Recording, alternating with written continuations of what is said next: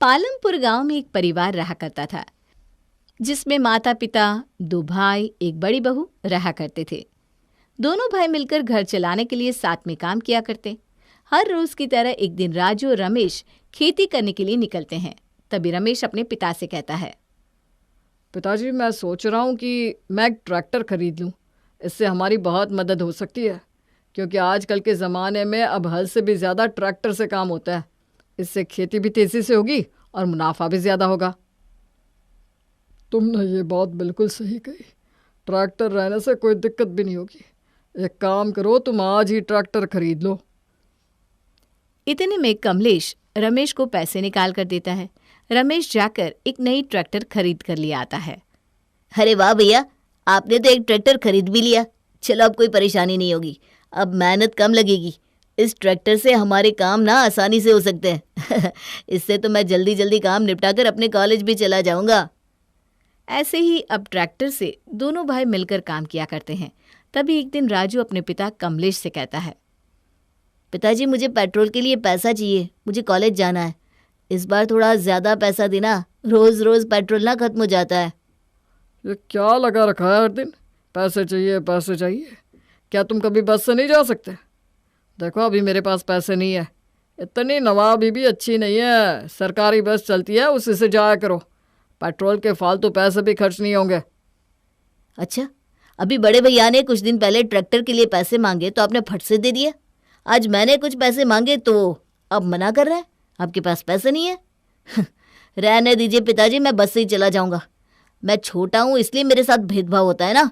राजू के साथ इस तरह का व्यवहार होते ही जा रहा था।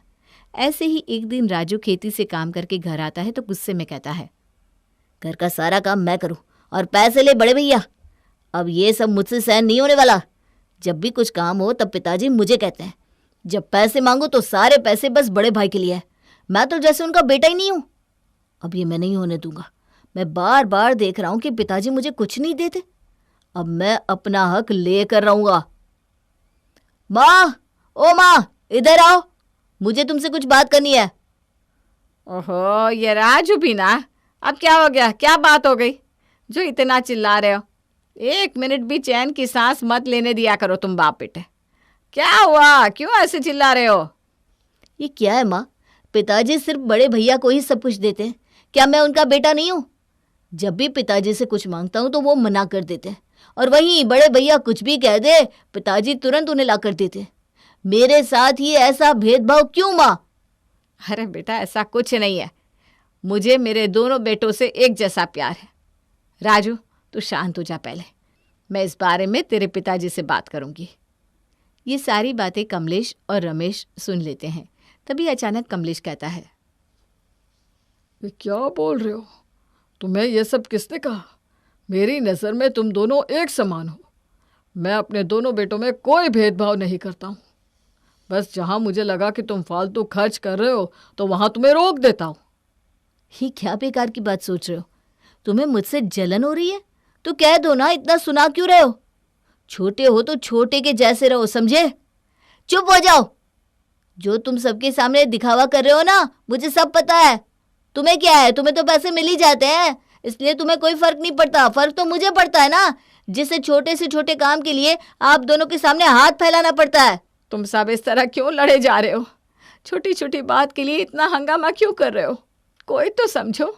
झगड़े को आराम से बैठकर भी सुलझाया जा सकता है। बस करो माँ, बस करो। अब मुझे और लड़ाई नहीं करनी। मुझे अभी के अभी बंटवारा चाहिए। मुझे भी कोई शौक नहीं है बिना बात के लड़ाई करने का। मुझे बस मेरा हिस्सा दे दो ताकि मैं यहाँ से जा सकूं। तभी रमा इन सबके चिल्लाने की आवाज़ सुनकर किचन से बाहर आती है और अपने देवर को समझाते हुए कहती है, नहीं नहीं देवर जी, आप ऐसा नहीं कर सकते। ऐसा नहीं हो सकता। ये घर का बंटवारा कैसे कर सकते? आप ये सोचो कि लोग कितना मजाक बनाएंगे।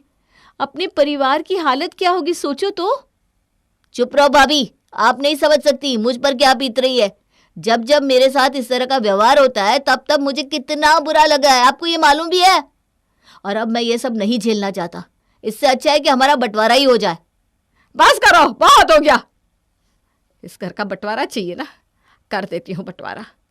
लड़ाई झगड़ा होने से अच्छा है कि इस घर का बंटवारा हो जाए। वैसे भी बंटवारा आज हो या 10 साल बाद होना तो है ही, तो आज ही कर लेते हैं ताकि दोनों भाइयों में प्यार तो बना रहे। नहीं माँ जी, ऐसा मत कीजिए। बंटवारा पैसों का होगा लेकिन रिश्ते बिखर जाएंगे। आप एक बार तो सोच लीजिए। हट जा मेरे रास्ते से, अब मुझे कोई नहीं रोकेगा। और तू होती कौन है मेरे घर के मामले में बोलने वाली? बहू है, बहू बन कर रहा है, अपना ज्ञान मत दे हमें। नहीं माँ जी, आप ऐसा नहीं कर सकती हैं। मैं ये बंटवारा होते नहीं देख सकती। दो भाइयों में पैसों को लेकर झगड़ा तो हर घर में होता है, लेकिन बंटवारा इसका समाधान नहीं है। इस बंटवारे में मैं अपने बेटे राजू के साथ रहूंगी और तुम रमेश अपने पिता और अपनी बीवी के साथ रहो। आज के बाद हमें तुमसे कोई मतलब नहीं है। अगर तुमने यही फैसला कर लिया है तो यही सही है। मैं अपने बड़े बेटे और बहू के साथ यहीं रहूँगा। अब ये बंटवारा हो ही जाए तो सही है, कम से कम अब शांति तो होगी मेरे जीवन में। सुनैना किसी की बात नहीं सुनती और घर का बंटवारा हो जाता है, जिससे छोटे बेटे और माँ उसके साथ और बड़े बेटे बहू पिता तीनों एक साथ हो जाते हैं। दोनों में बातचीत तक बंद हो जाती है। माँ जी, आपने ये सब ठीक नहीं किया। हमें कुछ नहीं सुनना। आप खुश हो ना हम सबको अलग करवा कर? अरे, इसमें मेरी क्या गलती थी? ये बंटवारा तो आपने करवाया है, इसका इल्जाम आप मेरे ऊपर क्यों डाल रही हो? तू चाहती तो उस वक्त अपने पति को समझा सकती थी, लेकिन तूने कुछ नहीं बोला। इस सब की जड़ तो तू ही है। माँ जी, कुछ भी मत बोलो। खुद आपने और राजू ने मिलकर ये बंटवारा किया है अपनी मर्जी से, तो मुझे क्यों बीच में लेकर आ रहे हो? ऐसे ही कुछ दिन बीत जाते हैं और अलग होने के कारण सुनैना को पड़ोसियों से ताने सुनने मिलते हैं। एक दिन ऐसे ही, क्या सुनैना, क्या बात है? अब तो अच्छे से होगी ना, क्योंकि अब तो तुम्हारे पास ना तुम्हारे पति है ना तुम्हारी बहू। अब तो जीवन में शांति ही शांति होगी। अरे कलमुही, तू कहना क्या चाहती है? मैं अच्छे से जानती हूँ। और तुझे क्या पड़ी है? तू जाकर अपना घर देख, समझी? मैं कैसी हूँ ये जानकर तू क्या करेगी? हाँ हाँ, ऐसे भी मुझे क्या, तुम चाहे जैसे भी रहो। ठीक है, मैं चलती हूँ। अपना ध्यान रखना। बड़े बेटे को तो घर से निकाल दिया, देखना कहीं छोटा तुम्हें घर से ना निकाल दे। ये डायन अपने आप को समझती क्या है? मैं घर नहीं संभाल पाऊंगी, मैं बहू नहीं ला पाऊंगी। अब मैं इसे बताती हूँ, इन सभी का मुंह तो बंद करवाना ही होगा। अब मैं लेकर आऊंगी बिल्कुल परी जैसी बहू। कुछ ही दिन बाद सुनैना अपने छोटे बेटे के लिए रिश्ता तय कर देती है और अगले ही दिन उसकी शादी कर देती है। जब ये बात बड़ी बहू रमा को पता चलती है तो वो खुशी से नाचने लगती है। अरे वाह, अब तो मैं जिठानी बनने वाली हूँ। मैं भी अपना हुक्म चलाऊंगी देवरानी पे। काश आज हम सब साथ में होते तो मैं भी अपनी छोटी देवरानी के आने की खुशियाँ मना सकती। मैं भी नाचती गाती, पूरा मोहल्ला सर पे उठा लेती। पर ऐसा नहीं है। चलो कोई नहीं, एक बार देवर जी को शादी करके आने दो, फिर मैं भी अपनी देवरानी को देख पाऊंगी। लेकिन कैसे? मेरी सास तो मुझे उस पार आने ही नहीं देंगी। और कुछ ही दिनों में राजू शादी करके बहू ले आता है। देवरानी के आने के बाद रमा बहुत ही खुश होती है। वहीं सुनैना भी खुशी से सारे गांव वाले को ताने मारती है। देखो तो जरा हमारी बहू कितनी सुंदर और सुशील है। आओ आओ देखो भाई, इतनी सुंदर बहू है क्या पूरे गांव में किसी की? ज्यादा घूर कर मत देखना, नजर लग जाएगी मेरी बहू को।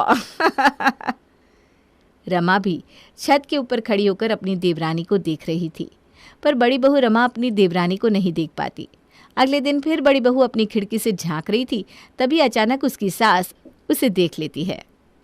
अरे ये क्या, बड़ी आई खिड़की से देखने वाली करमजली कहीं की। आइंदा मेरे घर की और झांकने की कोशिश की ना तो तुम्हारी आंखें नोच लूंगी। अपनी गंदी नजर दूर रख मेरे घर से। अगर आज के बाद तुझे ताक झांक करते हुए मैंने देखा ना तो तेरी आंखें नोच लूंगी। माँ जी, मुझे भी मेरी नई देवरानी से मिलवा दो ना। मैं भी देखना चाहती हूँ, आखिर मैं भी तो बहू हूँ आपकी। माँ जी सुनो ना, मैं उसकी जिठानी हूँ। तुम्हें एक बार में बात समझ में नहीं आती क्या? कलमुही, निकल जाए यहाँ से, वरना मैं तुम्हारे हाथ तोड़कर हाथ में दे दूंगी। चल निकल अब यहाँ से। आइंदा इधर उधर कहीं दिखी ना तो मैं बताऊंगी। आई बड़ी जिठानी बनने वाली। रमा हर दिन कोशिश करती रही, पर उसे कोई मौका नहीं मिला। एक दिन अचानक उसकी सास कहीं चली जाती है और तब रमा छत से छोटी बहू के कमरे में घुस जाती है। अरे देवरानी जी, ये देखो मैं तुम्हारी जिठानी हूँ। तुम्हें देखने के लिए मैंने कितने पापड़ बेले हैं। कहाँ हो देवरानी जी, अब तो मुंह दिखाई कर दो। आप मेरी जिठानी हो, मुझे आपसे मिलकर बहुत खुशी हुई, पर सासू माँ ने तो आप सभी से बात करने के लिए मना किया है। ऐसा क्यों? मतलब वो इतना गुस्सा क्यों है आप लोगों से? मना कर दिया तो क्या हुआ, हम दोनों छुप छुप के बातें करेंगे, मिला करेंगे। आखिर तुम मेरी देवरानी हो, इतनी बात तो मानोगी ना मेरी? हाँ, लेकिन ऐसा हुआ क्या? माँ जी इतना गुस्से में क्यों है? मैं तुम्हें सब कुछ शुरू से बताती हूँ कि बात क्या है। रमा धीरे धीरे सब कुछ छोटी बहू सोनिया को बताती है। फिर आखिर बड़ी बहू और छोटी बहू मिलकर एक प्लान बनाती है जिससे कि दोनों फैमिली एक हो सके। अब हमें कुछ ऐसा करना होगा जिससे कि उन सबको समझ में आ जाए कि ऐसे अलग हो जाने से खून के रिश्ते खत्म नहीं होते। दीदी, क्यों ना हम दोनों मिलकर दोनों भाइयों को सबक सिखाएं? हाँ देवरानी, तुम बिल्कुल सही कह रही हो। अब हमें ऐसा ही कुछ करना होगा ताकि ये परिवार पहले की तरह हंसता खेलता हो जाए। इसी तरह कुछ दिन दोनों एक दूसरे से छुप छुप कर मिलती और तरकीब निकालती। एक दिन छोटी बहू चुपके से बड़ी बहू को कॉल करती है। दीदी, मैंने एक आइडिया सोचा है, क्यों ना हम दोनों घर में कह दें कि राजू का एक्सीडेंट हो गया है और आप उधर कह देना कि बड़े भैया का एक्सीडेंट हो गया है। इसी में दोनों एक दूसरे से मिलने के लिए बेचैन हो जाएंगे और एक दूसरे का हाल पूछने के लिए कम से कम बात तो करेंगे। हाँ ठीक है, मैं ऐसा ही करती हूँ। मैं अभी जाकर उन्हें कहती हूँ। ठीक है दीदी, मैं भी इनको कहती हूँ। देखना सब कुछ सही हो जाएगा, मुझे भरोसा है। और दोनों मिलकर कुछ ऐसा ही करती हैं और दोनों की तरकीब रंग लाती है। सुनिए जी, सुनिए ना, मैंने अभी भी सुना माँ के मुंह से कि देवर जी का एक्सीडेंट हो गया है। वो अभी हॉस्पिटल में भर्ती है। आप जाकर देखिए ना, सब कुछ ठीक तो है। क्या पता किस हाल में है देवर जी, आपको ना जाना चाहिए फौरन। उधर छोटी बहू सोनिया भी राजू से कहती है। सुनिए जी, मैंने अभी सुना है कि बड़े भैया का एक्सीडेंट हो गया है। वो अभी हॉस्पिटल में भर्ती है, आपको देखने जाना चाहिए। ये सब सुनकर दोनों एक दूसरे से मिलने के लिए परेशान हो जाते हैं। इसी तरह दोनों बाइक निकालकर अस्पताल की ओर जाते हैं। तभी अचानक रास्ते में दोनों एक दूसरे से टकरा जाते हैं। अरे ये क्या, तुम यहाँ? मैंने सुना तुम्हारा एक्सीडेंट हो गया, इसलिए भाग भाग कर तुम्हें देखने आ रहा था। हाँ भैया, आप भी यहाँ? मैंने भी यही सुना कि आपका एक्सीडेंट हो गया है। मैं कितना घबरा गया था। भाई घबरा तो मैं भी बहुत गया था कि तुम्हें हो क्या गया, लेकिन ये सब किया किसने और क्यों? आखिर हमसे झूठ क्यों बोला? देख रहे हो ना राजू, आज भी हम दोनों में उतना ही प्रेम है जितना कि पहले था, पर न जाने किसकी नज़र लग गई हमारे घर को। आप बिल्कुल सही कह रहे हो भैया, मेरे कारण ही ऐसा हुआ। मुझे ऐसा नहीं करना चाहिए था। मैंने पैसों का बंटवारा तो कर लिया, लेकिन जो प्यार हमारे बीच में था उसका बंटवारा नहीं हो सका भैया। अरे नहीं छोटू, इसमें तुम्हारी कोई गलती नहीं है, मेरी भी गलती है। ताली एक हाथ से नहीं, दोनों हाथ से बजती है। जो हुआ सो हुआ, उसे भूल जाओ। चलो अब हम सब साथ में रहेंगे। हाँ भैया, आप बिल्कुल सही कह रहे हो। जो हुआ सो हुआ, उसे भूल जाते हैं। अब घर चलते हैं और माँ पिताजी से माफ़ी मांगते हैं। इतना कहकर वो दोनों अपने घर की ओर चले जाते हैं। वहाँ पहुँचते ही अचानक वो दोनों बहुओं को एक साथ देखते हैं। अच्छा, तो ये सारी प्लानिंग तुम दोनों ने मिलकर की थी? हाँ, हम दोनों ने मिलकर। क्या करते, आप लोगों की लड़ाई के चक्कर में हम देवरानी जिठानी को भी अलग रहना पड़ता था। इसी वजह से हम दोनों ने एक तरकीब निकाली और वैसा ही हुआ। तुम दोनों ने जो भी किया वो बिल्कुल सही किया।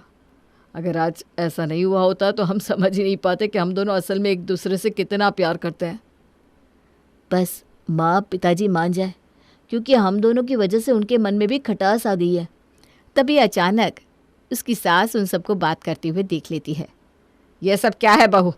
तुम्हें मना किया था कि बड़ी बहू के साथ बातचीत नहीं करनी, लेकिन तुमने मेरी बात नहीं मानी।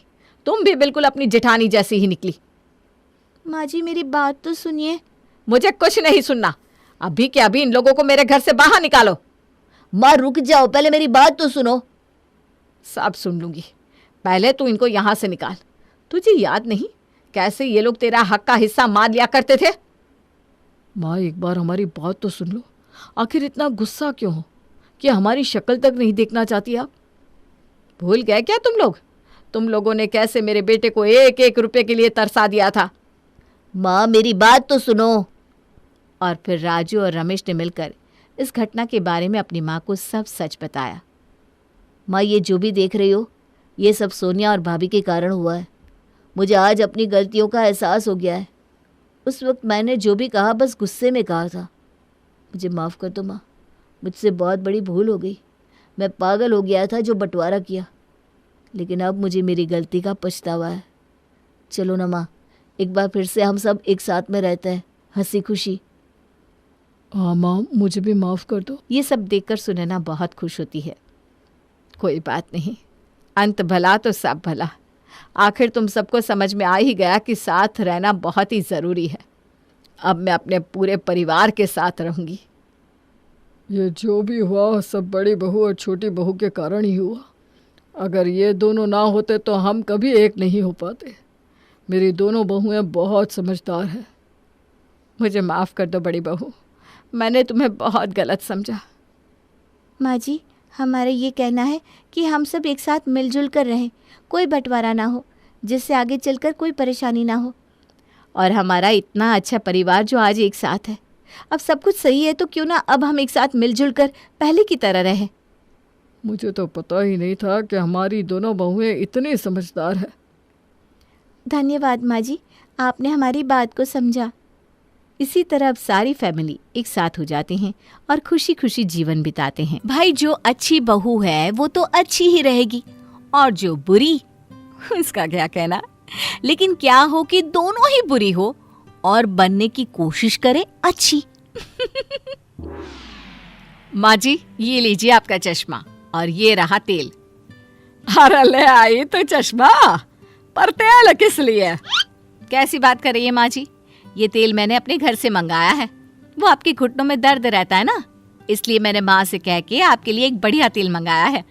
घुटनों पर लगाते ही आपका दर्द चला जाएगा। है सच्ची?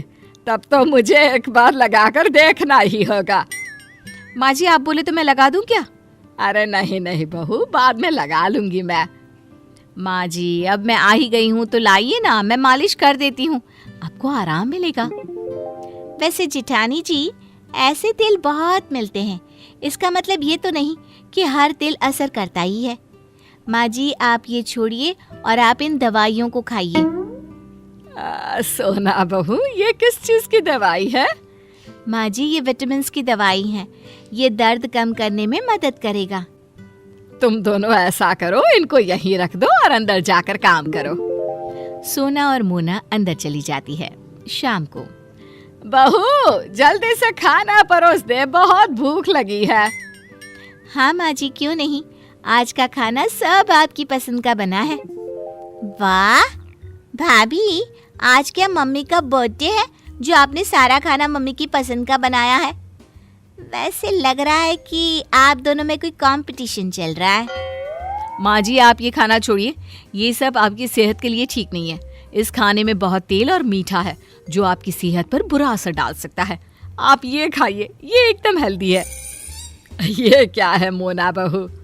माँ जी, ये हरी सब्जी, रोटी और सलाद है जो आपके लिए एकदम ठीक और अच्छा है। भाभी, जरा हमारी तरफ भी ध्यान दीजिए। घर में माँ के अलावा और लोग भी है। यहाँ कोई बेस्ट बहू का कंपटीशन नहीं चल रहा जो आप लोग माँ को इम्प्रेस कर रहे हो। ये आपको कैसे पता? मतलब नन्ना जी, ये आप क्या बोल रही हैं? हम ये सब माँ जी को इम्प्रेस करने के लिए थोड़ी ना कर रहे हैं, और ना ही उनकी नज़रों में उठने के लिए। हम तो ये सिर्फ हमारी प्यारी सी सासू माँ के लिए कर रहे हैं, उनके अच्छे के लिए कर रहे हैं। बढ़िया आई, इनका तो पता नहीं, लेकिन मैं बस यही चाहती हूँ कि माँ जी जैसी भी रहे, खुश और तंदुरुस्त रहे। आप दोनों को देखकर तो ऐसा लगता नहीं। ये सब छोड़िए, मेरे लिए भी खाना परोस दीजिए। हाँ हाँ, नहीं तो खाना ठंडा हो जाएगा। कुछ दिनों बाद सीढ़ियों से गिरने की वजह से सास के पैर में मोच आ जाती है। कैसी है माँ जी? क्या कहा डॉक्टर ने? माँ जी को ज्यादा चोट तो नहीं आई ना? तुम कुछ बोल क्यों नहीं रही हो? हमें माँ जी की चिंता हो रही है। भाभी, अगर इतनी ही चिंता हो रही थी तो आप माँ को देखने, उनका ख्याल रखने के लिए हॉस्पिटल क्यों नहीं आई? अब वो मुझे लगा तुम और देवर जी और ये हॉस्पिटल में है तो घर का ख्याल रखने के लिए भी तो कोई होना चाहिए, और वैसे भी मैं घर की बड़ी बहू हूँ, सोना तो इतना ज्यादा जानती भी नहीं है घर की चीजों के बारे में। बस, मुझे और कुछ नहीं सुनना। डॉक्टर ने माँ को कुछ दिनों के लिए बेड रेस्ट करने के लिए बोला है और ये माँ की दवाइयाँ हैं, टाइम पर देने को कहा है। लाओ, माँ को दवाई टाइम से देना भूलना नहीं। और हाँ, रोज रात को हम में से किसी एक को माँ के साथ रुकना होगा। अरे लेकिन वो क्यों? माँ को रात को प्यास लगी या वॉशरूम जाना होगा तो। हाँ, ये तुम सही बोल रही हो, लेकिन मुझे तो माफ कर दो, मैं नहीं रुक पाऊंगी। तुम तो जानती ही हो मुझे अपने बेड के सिवा कहीं और नींद ही नहीं आती। अब मैं क्या कह रही थी कि तुम ही रात को माँ जी के साथ सो जाओ ना। तुम्हारी माँ है, तुम्हारे सिवा उनको कोई अच्छे से कैसे समझ सकता है, और तुम उनके साथ रहोगी तो उनकी ज़रूरतों का ख्याल अच्छे से रख पाओगी ना। वो तो मैं रुक ही जाती, लेकिन बस मैंने पूछा क्योंकि सारा दिन मैं ही तो थी, सोचा रात को आराम कर लूं। पर कोई बात नहीं, ठीक है, मैं माँ के साथ रुकूंगी। अच्छा हुआ मैंने इसे रुकने के लिए बोल दिया। रात को कौन अपनी नींद बर्बाद करे। घर पर 2-4 मिनट के लिए शो ऑफ तो फिर भी कर लेती हूँ, लेकिन रात भर अस्पताल में ना जी ना। सही कहा, ऊपर से सुबह भी इतनी जल्दी उठना पड़ता है। चलो अब सो जाते हैं, अपनी माँ का ख्याल खुद को ही तो रखना होता है। कुछ दिनों बाद जब सास पूरी तरह से ठीक हो जाती है। अच्छा हुआ माँ जी अब जल्दी ठीक हो गई। आप नहीं जानती मैं कितनी परेशान थी। सारा दिन भगवान के सामने जाप करती रहती थी आपके लिए। परेशान क्यों? तुम तो मुझे एक बार ठीक से देखना तो दूर, पूछने के लिए तक नहीं आई। परेशान कैसे हुई? आप ये क्या बोल रही हैं? आप नहीं जानती मुझे आपकी कितनी चिंता हो रही थी। माँ जी आप सही कह रही हैं, इसको आपकी चिंता होती तो ये आपको देखने आती, पर ये आपको देखने नहीं आई। असली चिंता तो मुझे हो रही थी आपकी। माँ आपको यूं ठीक होता देख मुझे कितना अच्छा लग रहा है, मैं आपको बता नहीं सकती। मोना भाभी, आप माँ को देखने आ भी गई तो आपने कोई बड़ा काम नहीं किया। आप बस आती थी, माँ का हाल चाल पूछती थी और फिर चलते बनती थी। इसके अलावा आपने और कुछ किया क्या? वैसे तो मैं जब तक ठीक थी मुझे तुम दोनों की ज्यादा जरूरत नहीं थी, तो तुम दोनों मेरे इर्द गिर्द मंडराती रहती थी। लेकिन जब मुझे तुम दोनों की सबसे ज्यादा जरूरत थी तो तुम दोनों ने मेरा साथ छोड़ दिया। बहू ये दिखावा नहीं तो और क्या है? हाँ माँ, आप एकदम ठीक बोल रही हैं। ये बस आपको हम सबको दिखाने के लिए अच्छी बहू का नाटक करती थी। नहीं माँ जी। अरे बिल्कुल नहीं माँ जी, मुझे सच में आपकी चिंता थी। बहू अगर चिंता होती तो मेरे बुरे समय में तुम दोनों कहाँ थे? ये कैसी चिंता है जो बुरा समय आने पर दिखता ही नहीं है? बहू मैं चाहती हूँ कि तुम लोग दिखावे के लिए मेरी चिंता मत करो, करनी है तो सच्ची में करो। इससे मुझे भी अच्छा लगेगा और तुम लोगों को भी। सोना और मोना को अपने किए पर पछतावा होता है और वो अपनी सास से माफी मांगती हैं।